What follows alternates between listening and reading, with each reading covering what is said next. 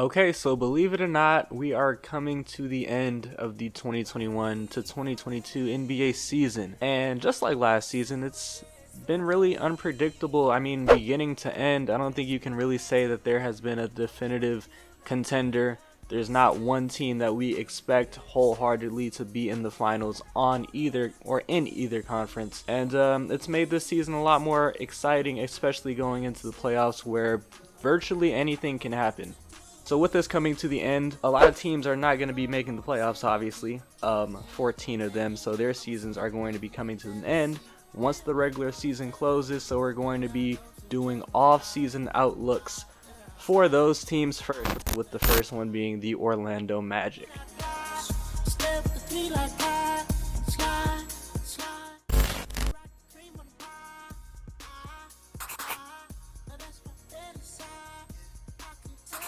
I have three major headlines for the Magic, starting out with Franz Wagner. Coming into the season, he was not expected to be the best rookie on this team, but he's turned out to be one of the best rookies in the entire league. I think he's been slept on the entire year, primarily due to him playing in Orlando, and Orlando rookies aren't really going to get hyped up like that unless you're a transcendent one like Dwight Howard. But make no mistake about it, he's got game. He's extremely efficient from the field, especially for him being a rookie playing on the worst team in the league by record. He just has a really efficient play style, and he always seems to be taking what the defenses gives him. What isn't talked up much about him is his defensive impact. I think he's been a bright spot on the defensive end for Orlando. Some worry about him being quick enough to guard on the perimeter consistently at the three, especially adjusting to NBA athleticism, and many thought he'd have to defend fours full time due to a lack of foot speed, but oftentimes he's Orlando's best perimeter defender, and he takes on the challenge of guarding the best scoring option on the other side of the ball. He's quicker than I thought. I think he suffered from the stigma of being a white hooper. You just automatically get assumed of having a lack of foot speed. But now talking about Cole Anthony, the bright signs of his sophomore year, he's turned into this team's go-to scorer. On a team where easy offense is hard to come by, he's taken on the responsibility of being the guy to bail out the offense at times, and his efficiency has suffered because of that. I think he's shooting below 40% from the field, but reasons like I just said, there's not a lot of easy offense, there's not a lot of shot creation on this team. I don't want to only talk about his scoring though, I want to talk about his playmaking, because coming out of UNC 2 years ago, he was labeled as a score-first point guard. There's question as if he was actually a point guard. Many thought he was just an undersized two guard, but he's been able to generate some easy looks for teammates in the half-court and full-court setting. Now he's playing a full season without Vooch compared to last year. The ball was in his hands more this year, and he's taken the responsibility in stride. He's up to 6 assists per game from 4 last season, and his assist-to-turnover ratio is +2. We thought we'd see a lot of Cole Anthony at the two-guard position, especially with Orlando drafting Jalen Suggs. But with Suggs being out of the rotation a bit due to injury, Cole Anthony's had to play more point guard again, and he's done a solid job, and I think he's only going to get better going forward. Alluding to Jalen Suggs, let's talk about him full time now. His scouting report out of Gonzaga has pretty much held true. He's got very natural feel as a playmaker. He was turnover prone as a rookie this year, but I mean, that's expected, just being a young point guard. But his passing has looked electric at times.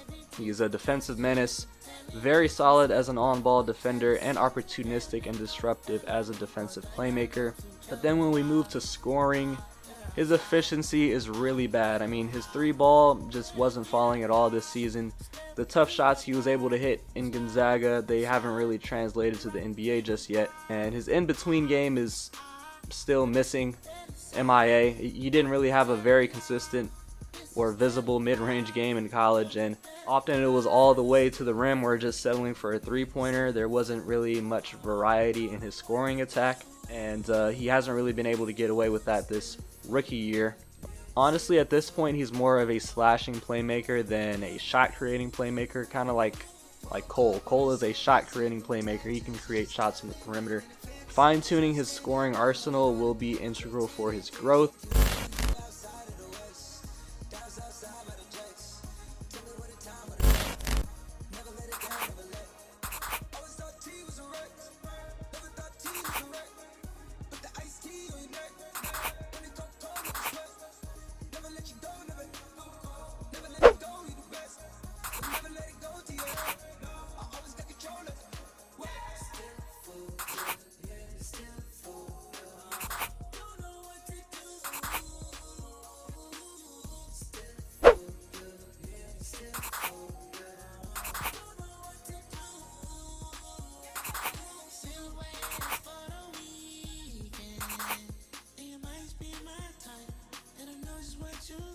Now talking about Wendell Carter, I haven't done so all video.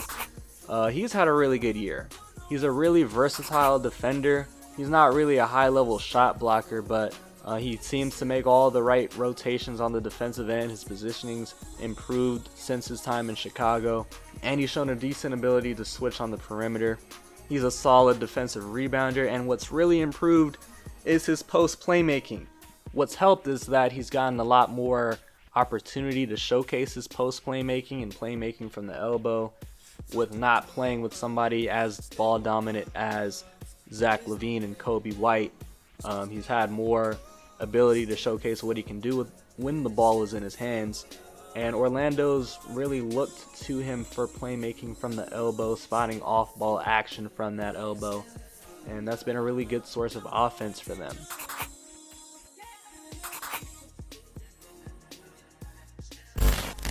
Now talking about other players on Orlando, let's start with Mo Bamba. He had his best year as a pro this year, starting full-time. He's still a high-level shot blocker, shooting well from three for a big. He's alleviated his foul trouble from earlier on in his career, but this is his 4th year in the NBA, so he'll be entering restricted free agency. He hasn't really lived up to his full unicorn potential, so it will be interesting to see what Orlando does with him or how they operate regarding Mo Bamba going into the offseason. Next guy to talk about is Gary Harris. He's this team's best shooter this season. He moved to the bench to serve as a better fit for this team, as a good veteran presence for this team off the bench. He's still a high-level perimeter defender. But yeah, I think the Gary Harris pickup, I think it's shown itself to be a positive one on the court and off the court. I believe he's a free agent as well. It would be dope if they could bring him back, but he's done a lot to increase his value to contenders, so he might get targeted. Terrence Ross has been this team's microwave scorer off the bench. He's a gunner. He only has an X button on his Xbox controller because that man is out there to shoot. I say that though, he's been a better playmaker than he's really given credit for. I want to talk about RJ Hampton. He's a young guy that still displays tremendous offensive upside, though it's going to be hard for him to get minutes, especially with Markelle Fultz coming back. Jalen Suggs recovering from an injury for next season. Cole Anthony establishing himself as a starting guard. It's going to be interesting to see how Orlando handles all of these guards, including RJ Hampton. Got to talk about Chuma Okeke. He's a dude that displays potential as a 3-and-D athletic wing. His corner 3 ball will be the major determiner of his career's trajectory because it will really fluctuate his 3-point shot going game in and game out. It'll look like he's like a definitive 3-and-D wing, and that he's going to be one of the best 3-and-D wings for the remainder of his career, and then you'll fast forward to games where he just cannot hit a damn thing from out there. But consistency from outside is going to be what's key for Chuma. Now we got to talk about the 2 Orlando guys that have had their careers extremely altered due to injury. We're going to start with Markelle. In the end of the 19-20 season, after he was traded from Philly to Orlando, he was really looking comfortable as a mid-range and in-slashing playmaker. He was improving on the defensive end and getting more comfortable from outside. This is the first year of the 3-year extension he signed in 2020. After he signed that extension, obviously he got injured for that season and was sidelined for about 80% of this season, but he's come back and he's played about, I think, 10 or 15 games, all being off the bench. But I mean, he's still doing a lot of what he was doing before the injury, what he was doing in Orlando. Operating in the pick and roll, getting to the rim, his only outside offense being like mid-range pull-ups, and his playmaking has been there. I mean, in 15 games, he's averaging 4.8 assists and only 2 turnovers per game, which is probably the best assist to turnover ratio on the entire Magic roster, and he's doing this in 19 minutes a game off the bench. Like, he's still doing his thing. Like, if we convert those numbers to per 100, Markelle Fultz is averaging 27 points and 12 assists on 46% from the field. Yeah, Markelle Fultz he hasn't really lost a step at all. And he is kind of making it hard for Orlando to really commit one way or the other in terms of their backcourt. We also have to talk about Jonathan Isaac. This man has not played a game in 2 full seasons. He was displaying sky-high defensive potential. I'm talking about defensive player of the year type of defensive potential before the injury. And he got his extension because of the potential that he has on the defensive end, and because he was improving as a three-point shooter. He's got all the things that you can't really teach: athleticism, wingspan, height. That's why he got his extension. So, I mean, I think he's rehabbing. So I really haven't heard much about Jonathan Isaac and, what point he is at in his rehab. But, I mean, like, Jonathan Isaac still exists, so you hope he can get back to full health. So moving into the off season, actually looking into the off season, the funnest part of this off season will be the draft for the Orlando Magic, of course, with them being the worst team in the league, having the worst record. That's probably what will hold true come the actual end of this regular season. They're guaranteed to have a top 5 pick. So getting somebody 1 through 5, they're probably going to be in the top 3. And these are the 3 players that I think they should target. I'm going to make a case for each of these 3. For Paolo, I think Paolo is probably the best scorer in this class. I don't even know if that's a hot take or not, but he's a really great driver and finisher, mainly because he's got a quick first step, strong, he's athletic, he's got just natural feel, he can absorb contact at the rim naturally. All of that helps him at scoring at the rim, and he's really aggressive at getting to the rim. He's got a good handle for being 6'8", 6'9", and he's got natural feel as a shot creator, like from the mid-range. He's got a good post-up game. He can go to a post fadeaway from time to time. That's what he displayed at Duke in the regular season and in the tournament. He was the go-to scorer, and honestly, I think he is the best scorer in the draft. His 3-ball isn't very consistent as of right now, but it's not like he's afraid of taking it. He took 3 3-point shots per game, so he's confident in his 3-point shot. He just has to be a bit more consistent in it, but I think he has potential in improving from out there. He's just a really versatile offensive threat, decent on the defensive end, but I think the fact that he's got really good size at the 4 position, he's really strong, really athletic. I think those are going to be gifts that are going to help him on the defensive end in the NBA, so I don't really think you have to worry about that much. He's not the best defensive prospect, but I think comparing him next to Jabari Smith, he's not really near the defensive impact of Jabari Smith, but I think his offensive game is better than that of Jabari Smith, and that's really what Orlando needs. So that would be the reasoning for taking him. As for Jabari Smith, you honestly just take him if he was available, and if you think he is the best prospect in the draft, because Jabari Smith also has upside as an offensive player. He's got good length pause, he's got a decent handle for being 6'10". He's not really somebody that's gonna be a bruising like finisher down low. He's going to be more of a finesse guy from that power forward position. He likes to shot create from the mid-range. He likes to take a lot of tough shots from the mid-range and from 3. Though he did shoot 42% from 3 on 5.5 per game. That was from catch and shoot and from 3s of his own creation. So he is a good offensive talent, but a lot of the impact and potential that lies in Jabari Smith's game is on the defensive end. He's a shot blocker, he's a disruptor due to his wingspan, his height, his athleticism. A lot of people say he's the best prospect in the draft, that he should go number 1 definitively, and I'm not really going to argue against that because I think he possibly could be the number 1 guy in the class. And the last guy I'm going to talk about is Chet Holmgren, the unicorn coming out of high school, showed unicorn things at Gonzaga. 7'1" dude. Can handle the ball quite well. He didn't really handle it as much in college as he was doing in high school, obviously because, the talent jumped from high school to college. But I mean, he's still good at handling it on the perimeter, in the half court, but more so in the fast break is where he got his opportunity to shine. The shooting was there. That's why the man's viewed as a demigod, shooting 39% from 3. Being 7'1", nobody's going to be able to block his shot from the perimeter. But where all of his upside lies is on the defensive end.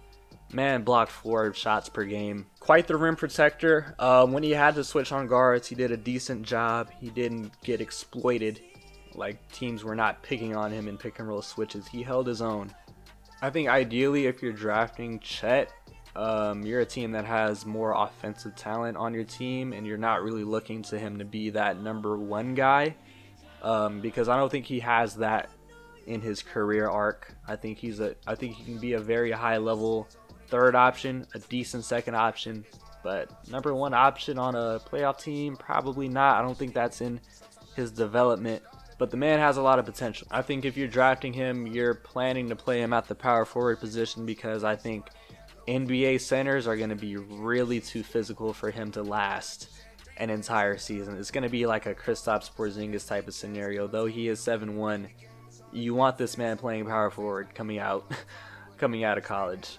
And with having Wendell, Wendell can definitely bang against the fives and let Chet go against, small ball fours and just fours that aren't as imposing as fives in the NBA. Moving into free agency, the Magic's upcoming free agents are Gary Harris and Mo Bamba. Thinking Gary Harris could command between 8 to 13 million because he's done a lot to reestablish his value as a 3-and-D wing, which can be really enticing to contenders. For Mo Bamba, he might command 9 to 16 million because he's had his best year in the league in his 4 years in the league, and he's still young, 22, 23 years old, and he's still a center that can protect the rim and stretch the floor, and that's like one of the highly sought out things in the NBA. And you compound that with the fact that he is still young. I think that's why the maximum money per year for Mo Bamba is around 16. But I mean, it really just depends on the market and who's really going to have the most money to spend this summer. For Orlando's focus in free agency, I estimate them to have about 29 million in cap space. The types of players they really need: a high IQ veteran, a versatile playmaking forward to make offense easier, and they need a sharpshooter. So potential targets, I like Tomas Satoransky for around probably 5 to 8 mil per year. Really good backup point guard in Washington, then Chicago. Didn't really get much playing time in New Orleans and San Antonio. He can play the 1, 2, or 3 due to his height, and he's a solid perimeter defender. Kyle Anderson would be the ideal guy as well. A great playmaking forward to have in your second unit. A lot of defensive versatility due to his size. He's really savvy and has a high IQ, and that's really what makes up for his lackluster foot speed on the defensive end. I know he's beloved in Memphis, but he's definitely going to be looking for his first big-time payday. Another guy to look at is Otto Porter, who's currently on a minimum deal in Golden State, but he's rejuvenated his open market value. Orlando has a lot of money to spend, so I think they could afford the likes of Otto Porter, a 40% three-point shooter, tremendous defensive versatility. Otto Porter would be another ideal guy. And lastly, Gary Harris. Why not re-sign him? He's a good perimeter defender, the best shooter on the current team. His asking price is worth paying attention to. He low-key might have upped his open market price tag with his play this season. So my predictions, I have 3 big ones. One being the Magic re-sign Gary Harris. Orlando has the cap space, not like they're in the running to bring a star to Disney World, so they don't need to save that 29 million to give to one guy. Them not trading him at the deadline or buying him out thus far signifies to me that they like his presence on this team, along with his shooting and perimeter defense. Second prediction: Mo Bamba's stint in Orlando ends via sign and trade. This is the last year of his contract. Though Mosley has experimented with him at the 5 with Wendell at the 4, I don't think that's the long-term big man tandem. Bamba's development has been pretty slow, and I think Orlando's patience with him is decreasing. He hasn't fully lived up to his unicorn potential, and Wendell has been playing very well for them. He should be the center for them going forward. Some team that's rebuilding that needs some young talent with potential at the center position would be the ideal suitor for Bamba in free agency via sign and trade. The Spurs and Thunder stand out in the West, and the Hornets stand out in the East. Though the Hornets aren't rebuilding per se, adding Bamba in a sign and trade this summer would be like a low-risk, high-reward type of deal, an attempt to add a center with a ceiling higher than that of Mason Plumlee's solid production. Any deal would hinge on what the Magic would be able to get in return: valuable vets, a couple of second-round picks, a future first-round pick. Who knows? The package could fluctuate between all of that. And lastly, my third prediction, and probably the most impactful one, The Magic draft Paolo Banchero with the 3rd pick. I'm assuming that Bamba will be on the move this offseason, which would leave a spot open at the forward position. I believe they have the worst record in the league, guaranteeing them a top 5 pick. I have them getting the 3rd and using that to add a forward, a high-level offensive forward in Paolo Banchero. The Magic could use more scoring because I think they have really good young defensive personnel, so adding a bucket getter at the forward position makes the most sense in my opinion.